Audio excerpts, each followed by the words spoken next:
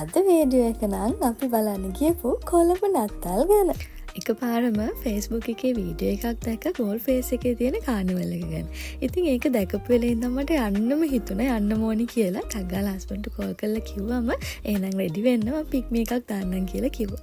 ඔන්න අපි පික්මි එකේ ටුග්ගාලා යාගේ ඔෆිස් එකටම ආවා. ඉතින් එයා ඕෆ් වෙන ටයිම් එකට අපි ටග්ගාලා කොටුවට ආව නිසා මේ ගමන එච්චර අමාරු නෑ.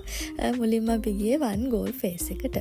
ඉතින් හරියම ලස්සනට සරසලා තිබුණා. හැබැයි ගොඩාක් ලොකු පොලිමක් තිබුණා. අපි පොලිමේ ඉඳලා තමයි ඔන්න ඔම ඇතුළට ගියේ. හැම ක්‍රිස්මස් සීසන් එක වගේම මෙන්න මේ වන් ගෝල් ෆේස් එකේ තියෙන ලොකුම ලොකු නත්තල් ගහ හරියම ලස්සනට සරසලා තිබුණා. ඒ වගේම මුළු shopping mall එක පුරාම ලස්සන ඩෙකොරේෂන්ස් තිබුණා. තල්ගහ ළඟ යට පහළ ලයිව් කැරොල් එහෙමත් ප්ලේ කරනවා. ඉතින් ඒවත් හැමෝම බලාගෙන ඉන්නවා. ඔහොමවත් බලලා අපි උඩටම ඇවිල්ලා මෙන්න මේ තරුව ළඟ ලස්සන ෆොටෝ එකක් ගත්තා. මේ ට්‍රේන් එකේ බබත් එක්ක රවුමක් යන්න බලාගෙන හිටියේ. හැබැයි ඉතින් එතන ලොකු කියුව එකක් හැදලා හිටියා. අපි එතනට යනකොට ඒ නිසා ඉතින් ඒක අපිට මිස් වුණා. ඊට පස්සේ තව ගේම්ස් ගොඩක් තිබ්බා. අපි බලමු මොනවද කියලා. ඒකට නම් අපේ බබා ගොඩාක් ආස වුණා. හැබැයි එයාව ඇතුළට දාන්න බෑ. මොකද තව පොඩ්ඩක් ඉන්නවනේ. ඉතින් හැප්පෙයි කියලා බය හිතුණා අපිට.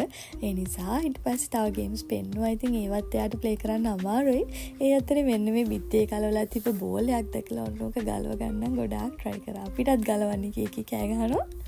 මං හිතන්නේ වන් ගෝල් ෆේස් ගියොත් හැමෝම try කරන එක ගේම් එකක් තමයි මේක. ඉතින් අපි දෙන්නත් මේක try කරලා බලන්න හිතුවා. ඉතින් ඔන්න මමත් කොයින් එකක් අරගෙන මේ යන්නේ try කරලා බලන්න. හැබැයි ඉතින් බෑඩ්ලි මට ඒක හරියන්නේ නෑනේ. ඔන්න ඊළඟට හස්බන්ඩ්ගේ ටර්න් එක. යානා හරියටම ફોකස් කරා. ඇත්තටම මං හිතුවේම ඒක හරියයි කියලා. ඒ වුණත් ඉතින් ඔන්න බෑඩ් ලක්. ඊට පස්සේ අපි ෂොප් කීප් එකම ඇවිත්ලා ඉතින් චුටි බඩු ටිකකුත් අරගෙන දැන් ඇවිදලා අපිට හොඳටම මහන්සි. ඊට පස්සේ අපි මේ යන්නේ ෆුඩ් කෝට් එකට. ඇත්තටම එතනත් ගොඩාක් සෙනග අපිට ඕඩර් කරලා සායන වෙලාවක් ඉන්නත් උනා. ඊට පස්සේ පොඩි දේවල් ටිකකුත් අරගෙන ඊළඟට අපි යන්නේ ගෝල් ෆේස්. ගෝල් ෆේස් එකට දා හරිම හැපනින් සෙනග ගොඩම ගොඩයි. මේ බලන්නකො ඉන්න සෙනගේ කානිවල් එක ඉතින් ගොඩාක් දේවල් තිබුණා එතන. අපි බලමුකෝ මොනවද තියෙන්නේ කියලා. ඔන්න එතෙන්ට යනකොටම මෙන්න මේ ගොල්ලෝ හිටියා. ඉතින් අපි එතන චුට්ටක් නතර වුණා. හැබැයි බය හිතුණා මේ සෙනගස්ස මෙන්න මේ සත්තු එළියට පැන්නොත්ත් කියලා පොඩ්ඩ වෙලාවක් බබාට වෙන්නලා ඉඳලා අපි ඉමීට මෙතනින් ආවා. අර ට්‍රේන් එක යන්න බැරි වෙච්ච නිසා මෙතනවත් එක්කන් යනවා කියලා හිතාගෙන අපි මෙතන චුට්ටක් වෙලා හිටියා. ඒත් මං හිතන්නේ ටර්න් දෙකකටවත් යන්න බැරි තරම් ලොකු කියුව එකක් එතන හිටියා. කලින් සැරේක අපි මෙන්න මේ ගේම් එක try කරලා අපිට පොඩි chance එකක් ආවා. ඒ නිසා අපි මේ පාරත් එක try කරලා බැලුවා.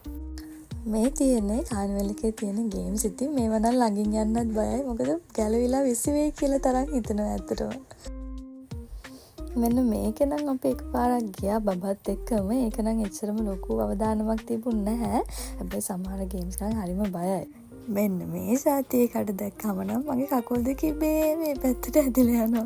මේ ක්‍රිස්මස් ට්‍රී එකත් මට මතක විදිහට හැම සැරේම වගේ soft logic life එකෙන් තමයි හදන්නේ. ඉතින් ඔන්න ඔය විදිහට ඒකත් හරිම ලස්සනට තිබුණා. ඒ වගේම වටේම තියෙන ලොකු හොටෙල්ස් ටිකේ පාරවල් වලයි දාලා තියෙන ලයිට්ස් එක හරිම ලස්සනට එදා ගෝල් ෆේස් එකක් තිබුණා. මේ කානිවල් එක දෙසැම්බර් 31 වෙනකන් තියෙනවා. ඉතින් අපි ගෙදරින් එනකොට 3:00ට 4ට වගේ. දැන් මේ වෙනකොට ගොඩාක් රෑ වෙලා. දැන් ඉතින් වටිච්චටත් මහන්සිනේ. ඒ නිසා අපි මෙන්න මෙතන ෆොටෝ එකක් ගහලා යන්න හිතුවා. අපි එළියට එනකොටත් මෙන්න මේ වගේ ලොකු ට්‍රැෆික් එකක් ඒ වෙලාවේ. අපි එහෙට මෙහෙට ගියෙත් මේ ඒරියා එකේ කැබ් එකක් දාගෙන. මොකද තමන්ගේ වාහනේ කාවට පාකින් ස්පේස් එකක් හොයාගන්න හරිම අමාරු නිසා. ඔන්න ඔය විදිහට තමයි අපි එදා අපේ දුවට කොළඹ ක්‍රිස්මස් එක්ස්පීරියන්ස් එක දුන්නේ. එහෙනම් අදට ගිහින් එන්න. අපි අලුත් වීඩියෝ එකකින් ආයෙත් හමු වෙමු.